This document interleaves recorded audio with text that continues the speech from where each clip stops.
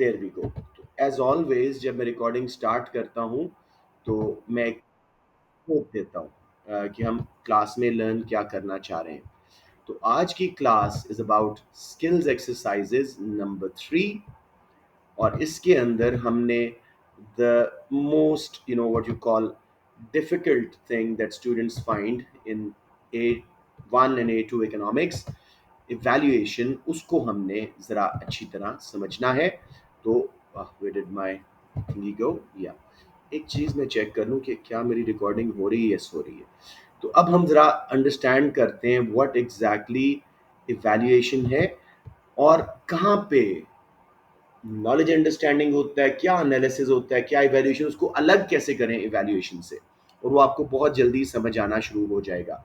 Like I already said, today's class is more about A level, but as वाले बच्चों को भी बीच में कोई 30-40% कंटेंट आएगा। तो इवैल्यूएशन 4 बातें हैं, इसको जरा तसल्ली से हम समझ।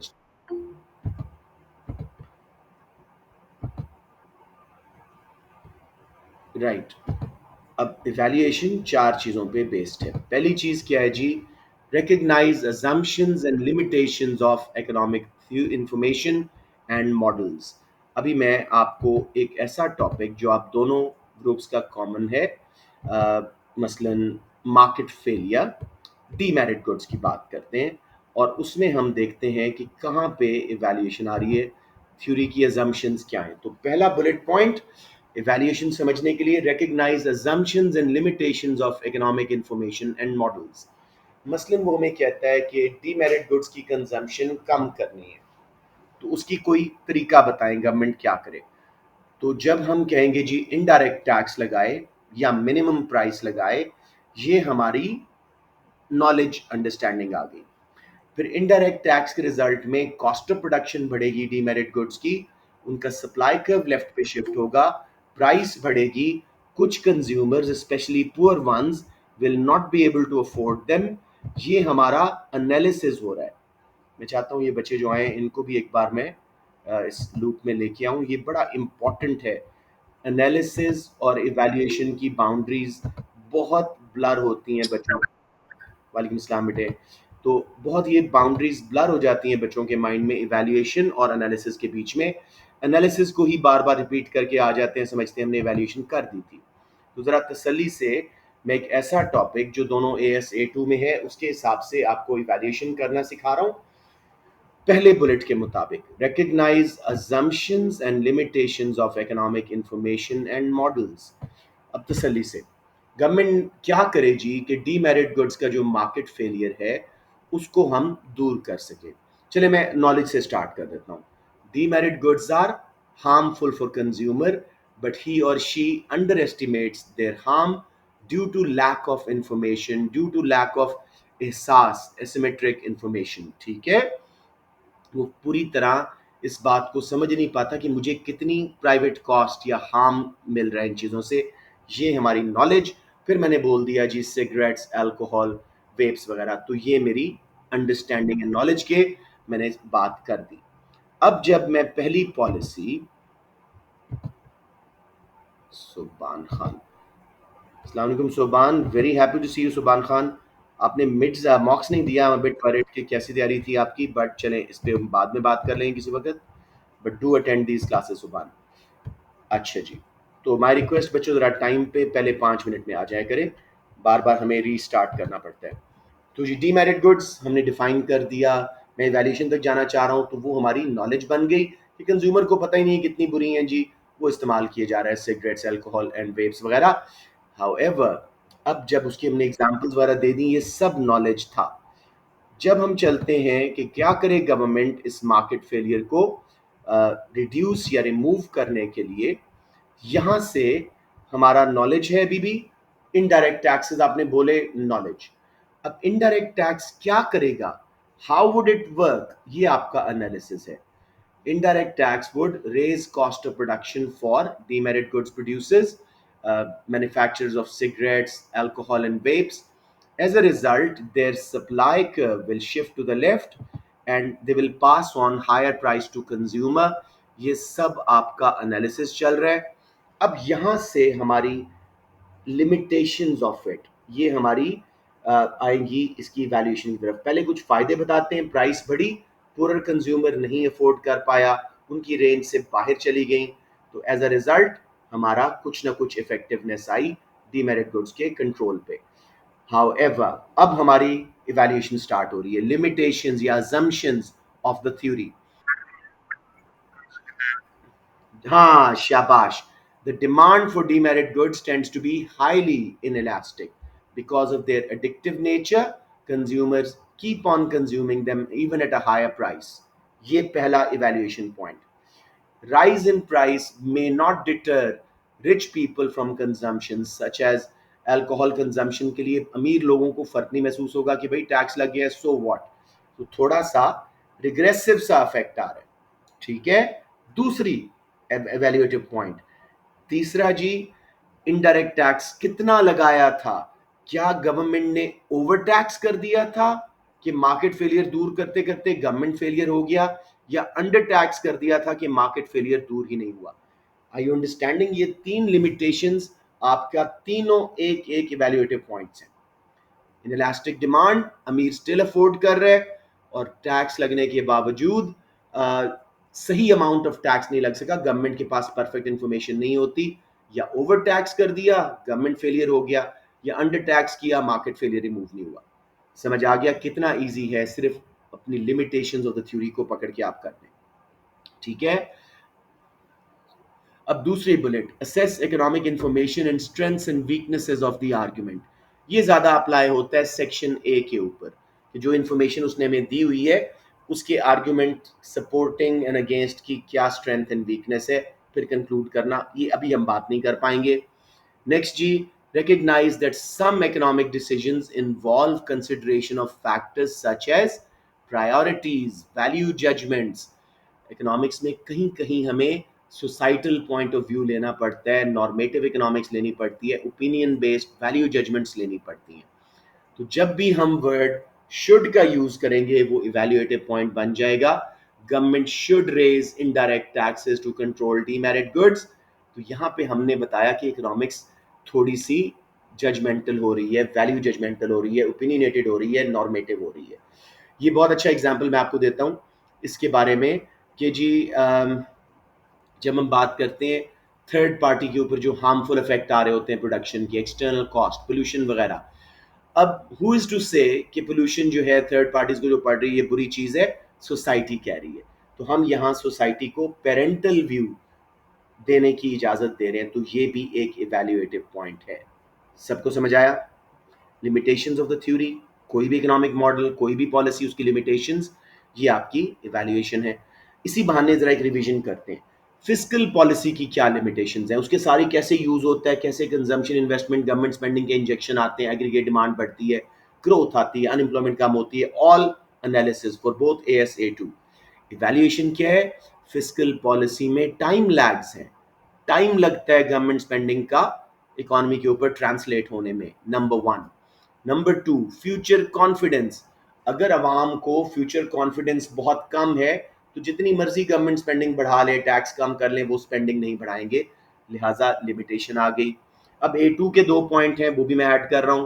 क्राउडिंग आउट, गवर्नमेंट ने हम पे स्पेंड किया, लोन्स लिए कमर्शियल बैंक से, जब कमर्शियल बैंक से बोरो किया तो लोन्स की डिमांड बढ़ी, कमर्शियल बैंक्स ने इंटरेस्ट रेट बढ़ा दिया। अब क्या हुआ? अगेन एक्सपेंशनरी इफेक्ट नहीं आया, बिकॉज इंटरेस्ट रेट बढ़ने से कॉन्ट्रैक्शनरी इफेक्ट आ गया इकोनॉमी में। समझ रहे हो कैसे हम उसकी लिमिटेशंस को इवैल्यूएशन बना रहे हैं यहाँ पे? लेफर कर्व फॉर A2 कि हायर द टैक्स रेट की वजह से डिसइंसेंटिव टू वर्क आ जाता है, गवर्नमेंट का टैक्स रेवेन्यू गिर जाता है, तो इसलिए वजह से फिस्कल पॉलिसी कामयाब नहीं होती। मॉनेटरी पॉलिसी, इंटरेस्ट रेट कम किए, मनी सप्लाई बढ़ाई, कंजम्पशन का इंजेक्शन आया, इन्वेस्टमेंट का इंजेक्शन आया, कॉस्ट ऑफ बोरोइंग कम थी, रिटर्न ऑन सेविंग कम थी, एग्रीगेट डिमांड बढ़ी, इकोनॉमिक ग्रोथ आई, सब कुछ हुआ। लेकिन मसला क्या हुआ? 1.5 साल लग गया before interest rate translated into the economy. Foreign consumption नहीं बढ़ेगी, फॉरेन इन्वेस्टमेंट नहीं बढ़ेगी, आहिस्ता आहिस्ता इफेक्ट आएगा। नंबर टू, इंटरेस्ट रेट कम तो आपने किया था लेकिन अवाम में फ्यूचर कॉन्फिडेंस नहीं था। जैसे जापान का उस दिन हम एक डेटा देख रहे थे पास पेपर्स का, इंटरेस्ट रेट जापान में 0% रहे हैं, लेकिन लोगों ने बोरोइंग नहीं की because they are not confident about the future, तो उससे भी लिमिटेशन आ गई। अब इसमें A2 वाले बात करेंगे कि गवर्नमेंट अगर मनी सप्लाई बढ़ाए और लिक्विडिटी ट्रैप चल रहा हो, वो जो liquidity preference curve perfectly elastic हो जाता है लोअर पार्ट में, तो मनी सप्लाई बढ़ने के बावजूद इंटरेस्ट रेट कम नहीं होगा, एक्सपेंशन नहीं आएगी। समझ रहे हो, ये होती है इवैल्यूएशन बेटे। आखिरी वाला, communicate reason judgements conclusion and decision. आपका कंक्लूजन बेटे हैपहैजर्ड नहीं होना चाहिए। बच्चे कहते हैं जी ओ लेवल स्टाइल में, the advantages outweigh the disadvantages, hence government should use this policy. बहुत वीक कंक्लूजन है। No no.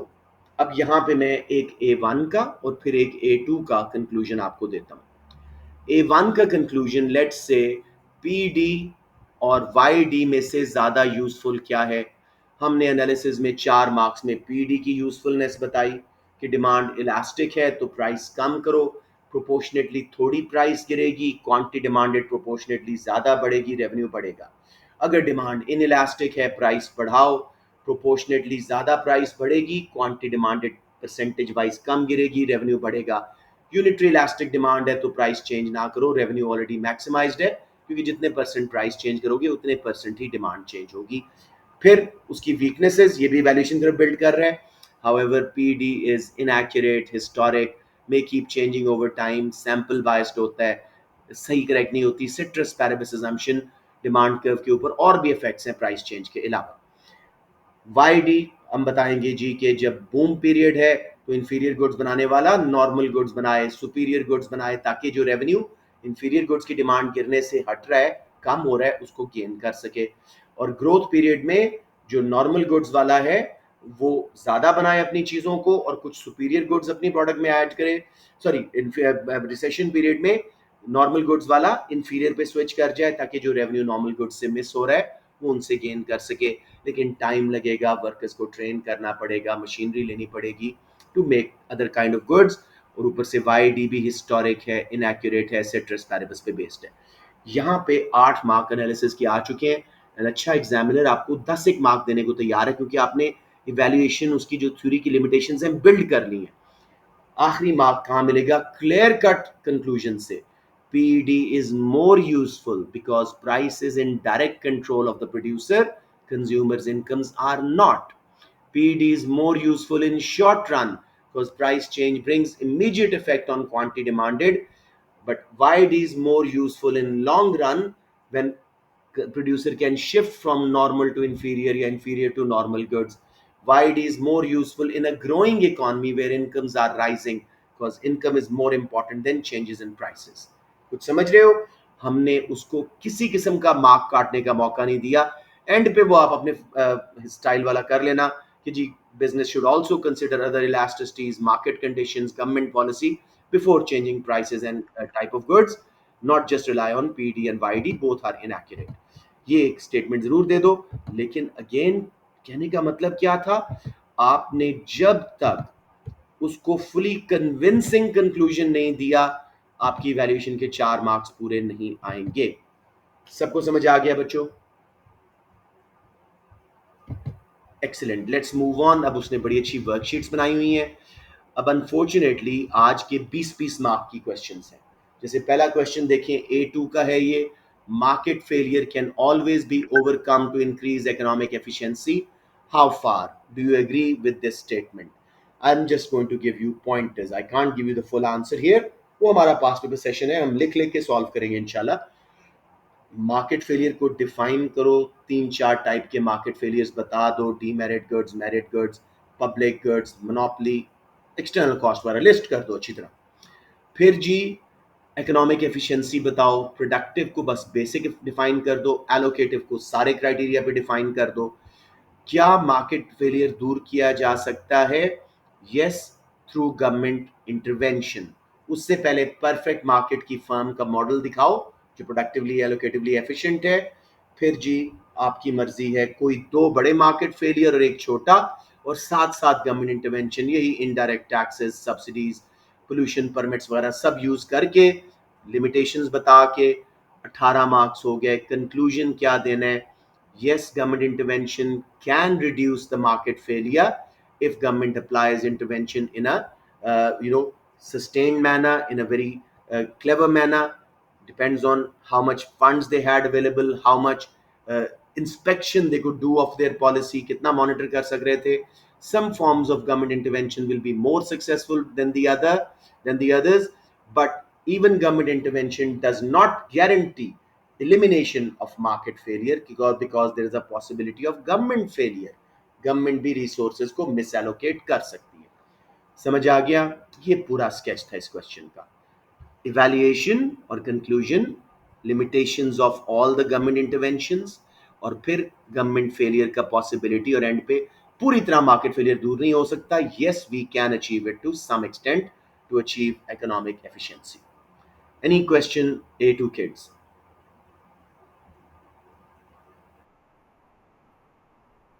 Yes, yes, we did.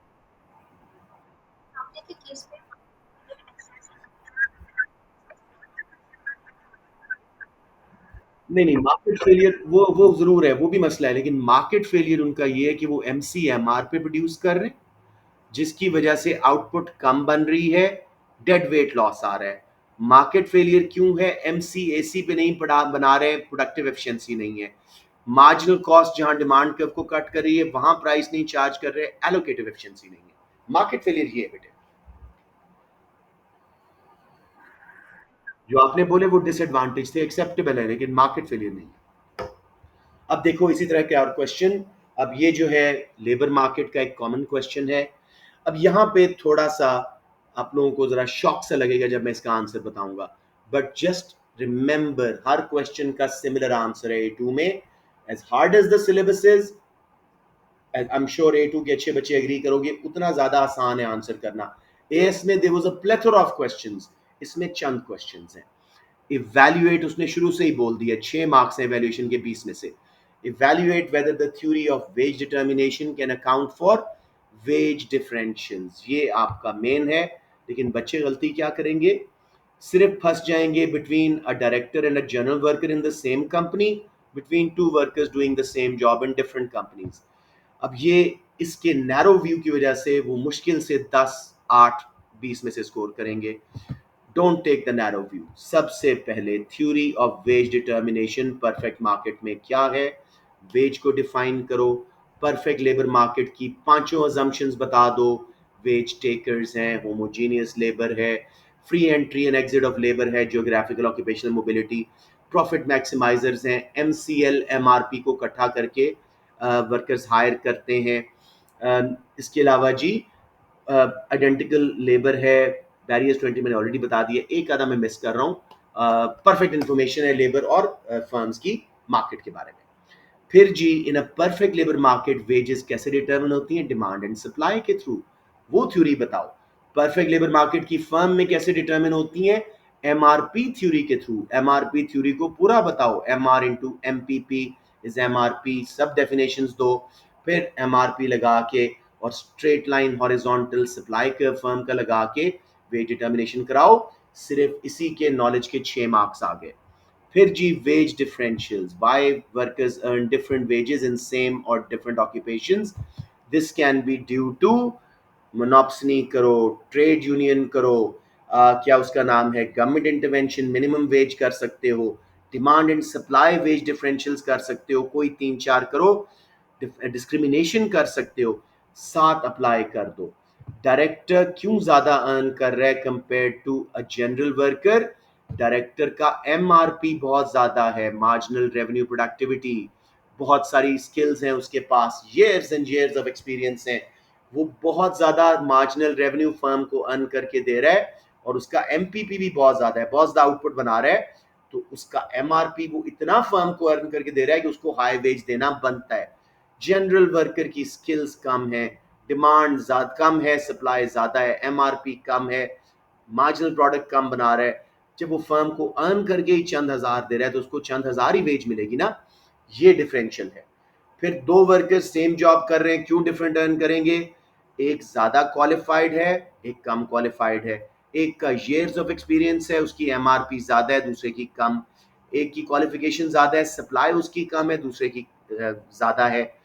Lastly जी, एक ट्रेड यूनियन का मेंबर है, दूसरा ट्रेड यूनियन का मेंबर नहीं है। समझ रहे हो? इस तरह करके आपने इसको जस्टिफाई करना है वेज डिफरेंशियल्स को। तो एंड पे आप साफ साफ बताना कि economic theory is very clear about wage differential, कि डायरेक्टर क्यों ज्यादा अर्न करता है और जनरल वर्कर क्यों कम अर्न करता है, और दो वर्कर सेम कंपनी में होने के बावजूद भी अपनी स्किल्स, क्वालिफिकेशन, एक्सपीरियंस, एमआरपी की बेस पे डिफरेंट अर्न कर सकते हैं। समझ आ गया बच्चों? पहले दो क्वेश्चन मैंने टाइम लगाया ज्यादा just to get you going. अब थर्ड बड़ा बेसिक सा करवाऊंगा, discuss the extent to which, ये भी A2 का है, human development index and measurable measure of economic welfare provide better measures of living standards than GNI। पहले तीनों को अच्छी तरह एक्सप्लेन कर दो। HDI के तीनों हिस्से, GNP purchasing power parity per capita पे एडजस्ट करके 1/3 हम दे रहे हैं weightage, life expectancy at birth को 1/3 दे रहे हैं, लिटरेसी को यानी 25 साल आदमी कितने साल ऑन एवरेज स्कूल जाता है, मैंने आपको फिगर्स भी बताए हुए हैं कंट्रीज के, वो यूज करो। पाकिस्तान का 5.8 ईयर्स, ये बता के जो कंट्री 1 स्कोर करेगा फुली डेवलप्ड है, जो 0 वो फुली अंडर डेवलप्ड। उसके बाद जी मेजरेबल इकोनॉमिक वेलफेयर, ये जीएनआई को, जीएनपी को, जीडीपी को ही बेहतर मेजर में कन्वर्ट करता है। उसमें क्या ऐड कर देता है, जहां जीडीपी लिविंग स्टैंडर्ड्स को नीचे कर रहा है उसको ऐड कर देता है, यानी हिडन इकोनॉमी, लेजर टाइम वगैरह को, और माइनस कर देता है जहां जीडीपी लिविंग स्टैंडर्ड्स को ओवरस्टेट कर रहा है, यानी पोल्यूशन, कंजेशन की वैल्यू को निकाल देता है।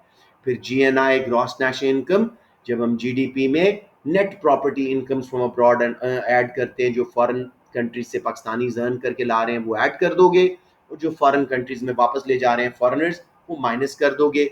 फिर हमने कोई 15 लिमिटेशंस देखी थी जीएनपी की, जीडीपी की, ठीक है। हिडन इकोनॉमी को नहीं देखता, पोल्यूशन को नहीं देखता, इनकम डिस्ट्रीब्यूशन को नहीं देखता, टाइप ऑफ गुड्स को नहीं देखता, पीपीपी को नहीं देखता, क्वालिटी ऑफ गुड्स को नहीं देखता, वो सारी 8-10 लिमिटेशंस करो।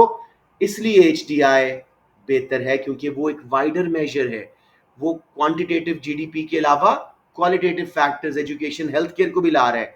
इसलिए इकोनॉमिक वेलफेयर बेहतर है क्योंकि वो जीडीपी को बेहतर मेजर में कन्वर्ट कर रहा है। लेकिन दोनों की वीकनेसेस हैं, उनके फिगर्स नहीं मिलते, कैलकुलेट करने में गेस वर्क है। कंक्लूजन में हमें अगर किसी भी कंट्री की एक रिपोर्ट बनानी है लिविंग स्टैंडर्ड की, तो जीएनआई हमेशा आएगा, लेकिन साथ में एचडीआई, म्यू, एमपीआई वगैरह को भी यूज करेंगे ताकि क्वांटिटेटिव के साथ साथ क्वालिटेटिव मेजर्स को भी बीच में ला सकें और लिविंग स्टैंडर्ड और economic development, economic welfare proper दिखा सकें। इकोनॉमिक वेलफेयर को भी डिफाइन करना था कि it's a bigger term than just growth, इसमें एजुकेशन, हेल्थ और हैप्पीनेस आ रही है, वेल बीइंग आ रही है। सबको क्लियर हो गया बच्चों? अब डी पार्ट, एएस का भी है, A2 का भी है, इस पे जरा थोड़ी सी बात करके हम आगे चलते हैं। और ये अच्छा क्वेश्चन है, बच्चे इस पे बहुत स्टंप होते हैं, हालांकि क्वेश्चन बहुत आसान है। Discuss whether solving the problem of unemployment should be the main policy objective for the government of a developing country। अब की टर्म्स क्या है? Unemployment, when people are willing and able to work but cannot find a job at current wage rate। Developing, या अब आजकल वो कहेगा low income country. Low income countries are characterized by low GDP per head, low values of HDI, poorly developed infrastructure, high birth rates, high death rates etcetera. ठीक है।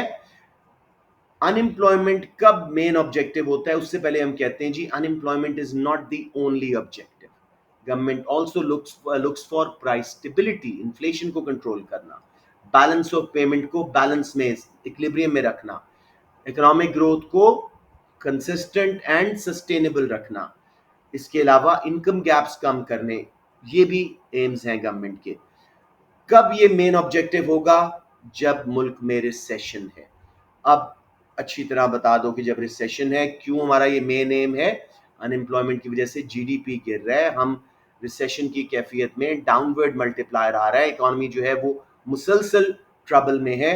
तो इस वक्त एक्सपेंशनरी पॉलिसीज लगा के गवर्नमेंट को फिस्कल मॉनेटरी पिक करना है अपने आप को। ठीक है, ये 12 मार्क का क्वेश्चन है बेसिकली। उसके बाद उसकी लिमिटेशंस थोड़ी सी, फिर कहो जी अदर एम्स भी हैं। जब हम अनएम्प्लॉयमेंट को दूर करने जाएंगे इन्फ्लेशन आ जाएगी, डिमांड पुल। जब हम अनएम्प्लॉयमेंट को दूर करने जाएंगे इनकम्स बढ़ेंगी, इंपोर्ट ज्यादा होंगी लग्जरी गुड्स की, करंट अकाउंट डेफिसिट में हो जाएगा। So current situation of the economy will determine which one is the main M. अगर इकॉनमी बूम पीरियड में थी, इन्फ्लेशन कम करना मेन एम है। इकॉनमी रिसेशन में थी, अनएम्प्लॉयमेंट और इकोनॉमिक ग्रोथ लेना मेन एम है। इकॉनमी सस्टेन्ड हालात में चल रही थी, पोल्यूशन, कंजेशन और इनकम डिस्ट्रीब्यूशन को दूर बेहतर करना मेन एम है। To conclude, unemployment is one of the most important policy objectives but not the main objective. अब यहाँ पे अच्छा आंसर अनएम्प्लॉयमेंट की जरा टाइप्स भी बता देगा कि कौन सी अनएम्प्लॉयमेंट परेशान कौन है। साइक्लिकल, लॉन्ग टर्म है, एग्रीगेट डिमांड गिर गई है। स्ट्रक्चरल, लॉन्ग टर्म है, पूरी पूरी रीजन अनएम्प्लॉयड हो रही है, इंडस्ट्री बंद हो रही है। ये भी आपके इसका हिस्सा बन जाएगा। एवरीवन क्लियर ऑन दैट बच्चों? Any comments, any suggestions?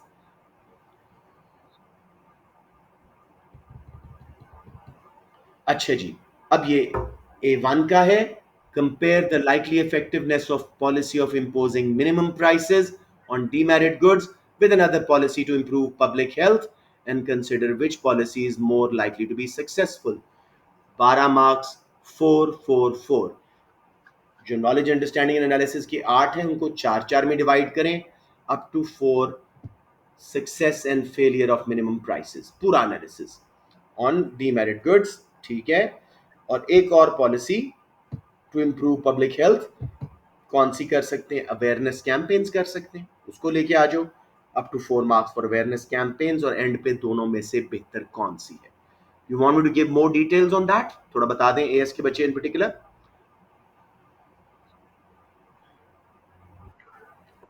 Okay, सबसे पहले स्टार्ट करो minimum price. It is price flooring which is put above equilibrium. Government wants to discourage demerit goods consumption, इसलिए इसको अबव इक्विलिब्रियम लगाएंगे तब इफेक्टिव होगी। उसके रिजल्ट में प्राइस बढ़ेगी। आप ग्राफ बना दें, क्वांटिटी डिमांडेड कम हो रही है, क्वांटिटी सप्लाइड ज्यादा, सरप्लस हो रहा है मार्केट में, लोग अब कुछ अफोर्ड नहीं कर पाएंगे सिगरेट्स, अल्कोहल वगैरह, तो उसकी कंजम्पशन ऑटोमेटिकली कम हो जाएगी। लेकिन मसला क्या है? सरप्लस हो रहा है जिसके रिजल्ट में ब्लैक मार्केट्स बनेंगी। प्रोड्यूसर्स और कंज्यूमर्स छुप छुपा के ब्लैक मार्केट्स में यही अल्कोहल, एडिक्टिव प्रॉपर्टीज वाली सिगरेट्स, वेप्स वगैरह वो खरीदेंगे, बेचेंगे लोअर देन मिनिमम प्राइस पे। गवर्नमेंट को छापे मारने पड़ेंगे, इंस्पेक्शन कॉस्ट आएगी, पुलिसिंग कॉस्ट आएगी। फिर उसके अलावा जी अक्सर डिमांड डीमेरिट गुड्स की इनइलास्टिक होती है, तो बहुत कम क्वांटिटी डिमांडेड प्रोपोर्शनेटली गिरेगी मिनिमम प्राइस लगने के बावजूद। फिर गवर्नमेंट को मुसलसल इंश्योर करना पड़ेगा कि मिनिमम प्राइस लगी रहे।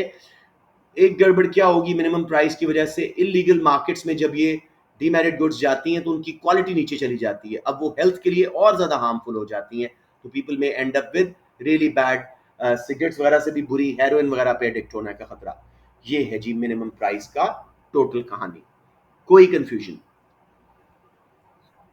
ये बहुत रिपीट हो रहे हैं बच्चों, एक बार प्रैक्टिस कर लो, बहुत रिपीट हो रहे हैं।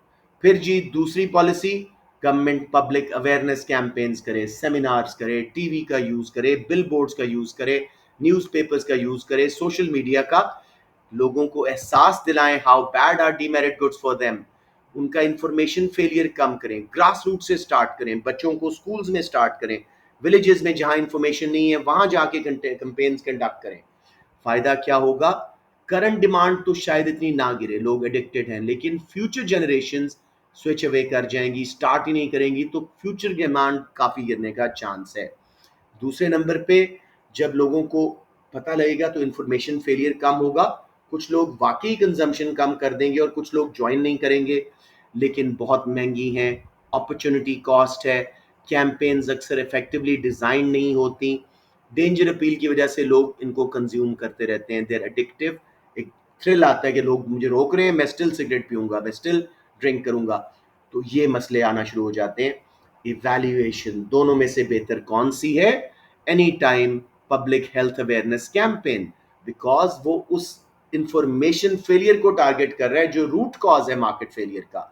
मिनिमम प्राइस, अब दोबारा बताओ जी, इनइलास्टिक डिमांड थी, सरप्लस हो जाएगा, ब्लैक मार्केट्स बनेंगी, तो हमें अवेयरनेस कैंपेन को करना चाहिए और करते रहना चाहिए। ये जो नजेस हैं they take a long time but they do work. आहिस्ता आहिस्ता अब यूरोप जो है almost cigarettes and drug free होता जा रहा है। उन्होंने अपनी सारी ये ड्रग्स जो है एशियन कंट्रीज में डंप कर दी, अफ्रीका में डंप कर दी, उधर बिकती नहीं है, अब ये बिक रही है लेकिन बहुत कम। तो to conclude, Public health awareness campaign is a better idea than minimum price because it will create the information which was the main problem of demerit goods. समझ आ गया बच्चों? कोई सवाल यहाँ पे? एक सेकेंड जी, मैं रुबास को एंट्री दे दूं. उप्स, वेयर इज रुबास? और बच्चों थोड़ा सा ना इंटरैक्टिव रखो, क्वेश्चन पूछो, कमेंट्स करो, ताकि मुझे पता लगे आप लोग सो भी नहीं रहे और सबको समझ भी आ रहा है, और साथ में जरा खुद भी आसानी हो जाती है. जब एक और क्वेश्चन जल्दी से देख के हम आगे चलते हैं, ये भी एएस का है. An economy is experiencing a fall in average incomes during a severe recession. Discuss the extent to which the concept of income elasticity of demand and price elasticity of demand might be useful to an entrepreneur in this economy and consider which would be more useful. अभी मैं कुदरती यही बात कर रहा था, थोड़ा सा क्वेश्चन के मुताबिक कस्टमाइज करना है.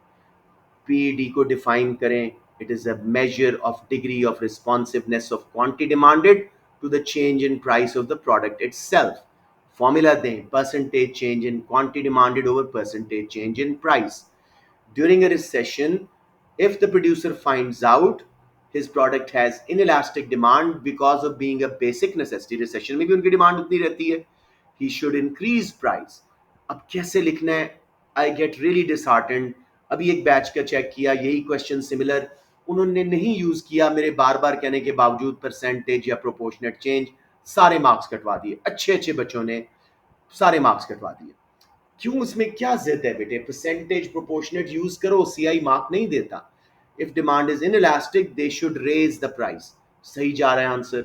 कहोगे जी demand will not fall by much, revenue will rise. नहीं बेटे, by much is not good enough. A greater percentage increase in price will cause a smaller proportionate fall in quantity demanded, revenue will rise. The revenue lost from lesser sales will be outweighed by revenue gained from higher price. पूरी वजह बताओ. फिर अगर demand elastic है, recession के period में luxury goods थी, demand elastic हो गई, सब्स्टिट्यूट्स बहुत ज्यादा थे, तो प्राइस कम करे. A smaller percentage fall in price will lead to a greater percentage increase in quantity demanded, and the revenue lost from lesser price will be outweighed by revenue gained from greater quantity sold. समझ रहे हो? उसको कोई शक ना पड़े कि आप वाकई रेवेन्यू बढ़ाने में इलास्टिसिटी का role. Elasticity is the measure of responsiveness. जब तक percentage change, percentage increase decrease नहीं करोगे, 4 मार्क्स नहीं मिलेंगे, बल्कि तीनों कट जाएंगे और सिर्फ लिमिटेशन का एक मिलेगा. कहाँ आपको एनालिसिस में से 8 मिलते थे और कहाँ सिर्फ वाईडी के ले लिए चारों और इसके सिर्फ एक लिया. सीधा आपका स्कोर बहुत नीचे हो गया. तो प्लीज एक आज ओथ ले लें, तहिया कर लें कि परसेंटेज पीडी का क्वेश्चन आए, उसकी यूजफुलनेस का, रेवेन्यू के बारे में percentage proportionate increase decrease change का जिक्र करना है. अब यहीं पे कर दो जी. However, PED is inaccurate during a period of recession. The data might be old for historic हो, keeps changing over time, ceteris paribus पे based है. रिसेशन में वैसे ही डिमांड गिरी हुई है, तो पीडी उतनी यूजफुल नहीं रहेगी. Okay okay. अब उसके बाद बेटे हम आ जाते हैं इसके ऊपर. आपके ये बच्चा एडमिट नहीं हो सका, वाई. अच्छा, अब चलते हैं जी वाई डी का. वही टिपिकल कहानी, रिसेशन पीरियड में इनकम्स गिर रही हैं, तो normal goods producers, superior good producers की डिमांड गिर रही है, उनको मशवरा देते हैं they should switch to making some inferior goods. ठीक है, in order to recover the revenue lost from normal and superior goods. As a result, their revenue will rise. Uh, those making inferior goods already should increase supply, hire more workers so they can benefit from this period because their demand is rising. Income के साथ negative relationship है उनकी good का, तो उनकी demand बढ़ रही है. However, shifting to inferior goods will take a long time. Workers will need to be trained, machinery will need to be bought, there'll be a lot of expense, and it'll take a long time before business can switch. On the other hand, YID is inaccurate based on historic data. Ceteris paribus factors, demand factors keep changing, hence it is not a static figure. Evaluation, जैसे पहले बात की, normally PED is more useful because price is in direct control of the producer and incomes are not. PED is more useful in short run as changing price immediately brings the effect. But in this question आप बोलोगे साफ साफ ऐसे Recession means incomes are more important. Hence, YD is a better concept for the producer. So he should switch making to making inferior goods to make this period useful for him and increase his revenue. However, it will take a long time, but YD is more useful. अब end पे वो statement दे दो कि to conclude YD is more useful than PD in this sense in general ped is, but here yd is, but business should also look at or other conditions of the economy, other elasticities before making the final decision. But you any questions on this?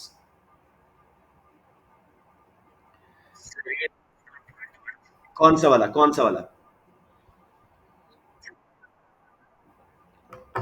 बेटे मैंने काफी सारी बातें की हैं, कौन सा कह रहे हो? अदर फैक्टर्स वाली बात? हाँ, वो आप जब इनका दोनों का कंपैरिजन कर लिया कि नॉर्मली पीडी ज्यादा यूजफुल है, प्राइस हमारे कंट्रोल में, इनकम कंट्रोल में नहीं है। पीडी प्राइस चेंज करने का इमीडिएट इफेक्ट है शॉर्ट रन में, इनकम इलास्टिसिटी का लॉन्ग रन में, जब तक हम दूसरी टाइप की गुड्स नहीं बनाते। But in this case scenario when incomes are falling, YD is more useful because now we need to switch to making the right kind of goods, inferior goods. However, still the business needs to look at the wider condition of the market, look at other elasticities like PES, XCD, and government policies before making the right decision. समझ आ गया अनस? अब ये भी AS A2 का common है, A2 को 20 का आएगा, AS को 12 का आएगा. Discuss whether you would advise a government to use monetary policy or fiscal policy to solve the problem of deflation in an economy. अब थोड़ा सा आप लोग बोले, एएस का कोई बच्चा बताओ, डिफ्लेशन में कौन सी मॉनेटरी पॉलिसी यूज की जाती है? Any as? Very good. Expansionary monetary policy और एक्सपेंशनरी फिस्कल पॉलिसी भी. मॉनेटरी पॉलिसी के टूल्स मुझे बता दें. Very good. इंटरेस्ट रेट को क्या करेंगे आप? बस, हाँ, शाबाश शहीद.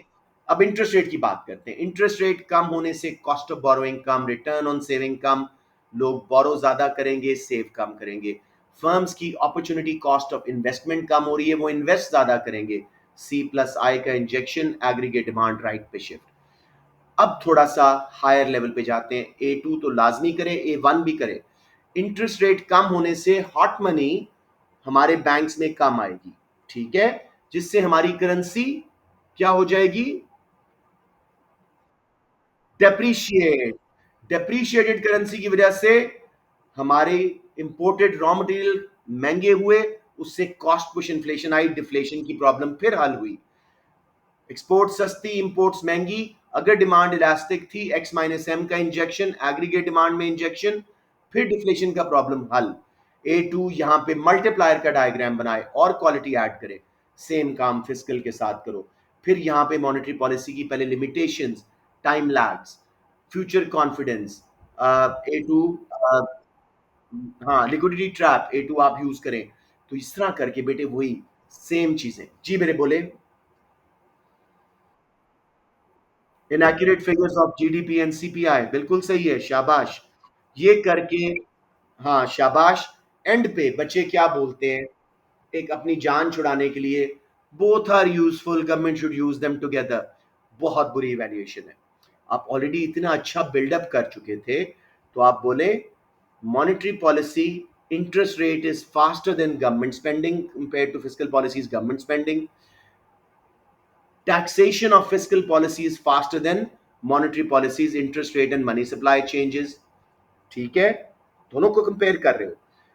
Government, considering this situation, can use a combination of faster working tools of both fiscal and monetary policy for short run fixed, and for long run fixed. Government spending and money supply can change a country's deflation into inflationary condition. कुछ समझ आ रहा है? Evaluation में जरा quality समझ आई है. हमने ये नहीं कहा जी दोनों पॉलिसीज अंधेवा लगा दो सब ठीक हो जाएगा, नहीं, ऐसे नहीं होता. टैक्सेस सबसे क्विक रिजल्ट आएगा. इंटरेस्ट रेट सेकंड नंबर पे. इन दोनों को यूज करो शॉर्ट रन के लिए. मनी सप्लाई, गवर्नमेंट स्पेंडिंग सालों बाद इफेक्ट आता है, इनको यूज करो लॉन्ग रन के लिए. और अच्छी इकोनॉमी जब डिफ्लेशन खत्म हो जाए, इन्फ्लेशनरी प्रेशर आने लगे, तो सप्लाई साइड पॉलिसीज भी साथ लगा दे, ताकि लॉन्ग रन में सारे एम्स हासिल हो जाएं, डिफ्लेशन को दूर करने के साथ साथ। जी मेरे बच्चों, कोई कंफ्यूजन?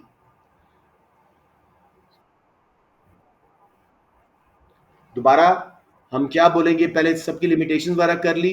ट्रस्ट यू मी, आप 9 या 10 मार्क्स पे बैठे हो। जिस तरह मैं एनालिसिस करवाता हूँ वो 10 मार्क के लिए होते हैं, लेकिन चले 8 सही। अब हमने बोला government should pick up the right tools from fiscal and monetary policy for quicker results. Income tax, taxation is the fastest tool out of these two policies. किसका है? फिस्कल का। टैक्स कम करना सबसे पहले रिजल्ट आएगा, इंटरेस्ट रेट कम करना दूसरे number पर रिजल्ट आएगा, शॉर्ट रन में ही डिफ्लेशन ठीक हो जाएगी। अलबत्ता मनी सप्लाई का बढ़ाना और गवर्नमेंट स्पेंडिंग का बढ़ाना, इसको टाइम लगेगा, लॉन्ग रन में डिफ्लेशन ठीक करेगा, ये लॉन्ग रन तक सस्टेनेबल हालात में डिफ्लेशन ठीक रखेगा। लेकिन फिर इन्फ्लेशन आने का खतरा है, तो आप लॉन्ग रन में साथ साथ सप्लाई साइड पे भी काम करना शुरू कर दें। अब समझ आ गया Shaheer? Everyone else?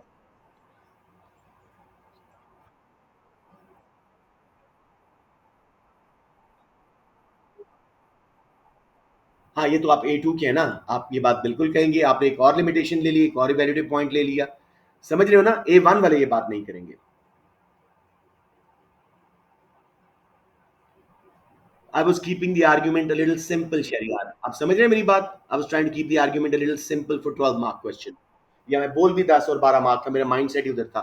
But yes, you are right about that. Future confidence, ये सब कुछ कॉमन दोनों में आएंगी।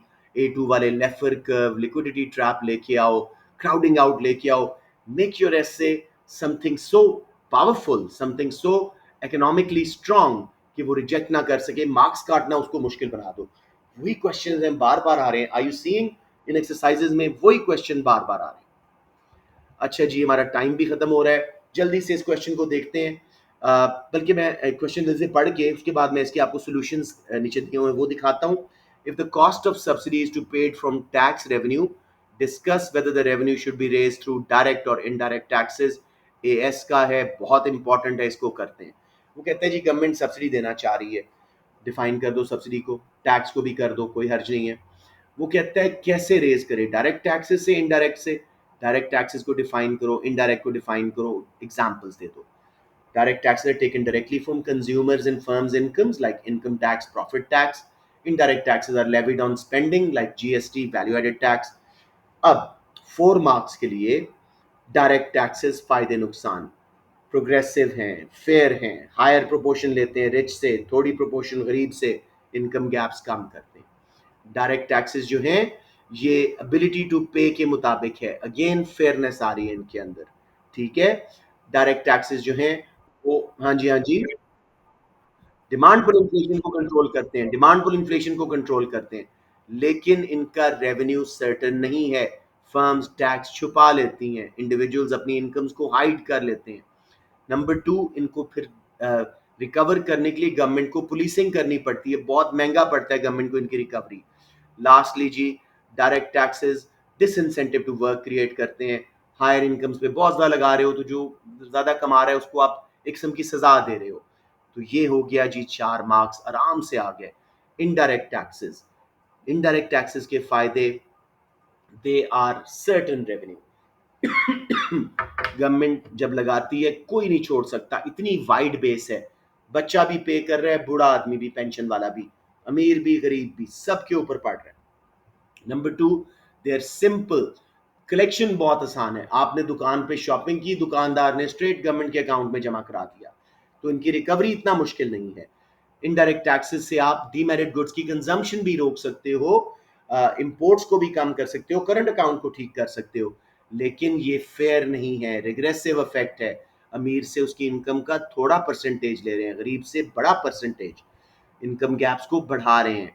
इनडायरेक्ट टैक्सेस के केस में अक्सर जो है इलास्टिसिटी का प्रॉब्लम आ जाता है। अगर डिमांड इलास्टिक थी तो गवर्नमेंट का रेवेन्यू गिर जाएगा, हाँ इन इलास्टिक थी तो रेवेन्यू गवर्नमेंट को ज्यादा मिलेगा। तो गवर्नमेंट को सोच सोच के लगाना चाहिए। ठीक है? अब जी, evaluation as discussed above, it will depend on government's aim. If the aim was fairness and improving income distribution from rich to poor, then direct taxes should be preferred. If the aim was to generate revenue and conformity and certainty of revenue, then indirect taxes should be preferred. To conclude, a strong, carefully devised mix of direct and indirect taxes would not only achieve government's aims but also generate a constant revenue stream in order to allow government to pay those subsidies. समझ आ गया? हम question के अंदर रहें बेटे. Don't tell them what you know, tell them what they want to know. वही syllabus है, बच्चा लिस्ट करके आ जाता है, पूरा सिलेबस गलत हो जाता है. क्वेश्चन का कॉन्टेक्स्ट याद रखिएगा प्लीज. अब मैं देखता हूं, ये इनके सबके सॉल्यूशंस हैं जो मैंने आप लोगों से डिस्कस कर लिए, और एक छोटी सी एक्सरसाइज बच गई है. बहुत काम की एक्सरसाइज है, ये हम करते हैं अगली क्लास में. अभी के लिए मैं क्लास बंद करके 5-7 मिनट बाद दूसरा लिंक आप लोगों से शेयर कर रहा हूं. Let me just save my recording. वैसे I have posted what's it called your video. ये क्या हो गया?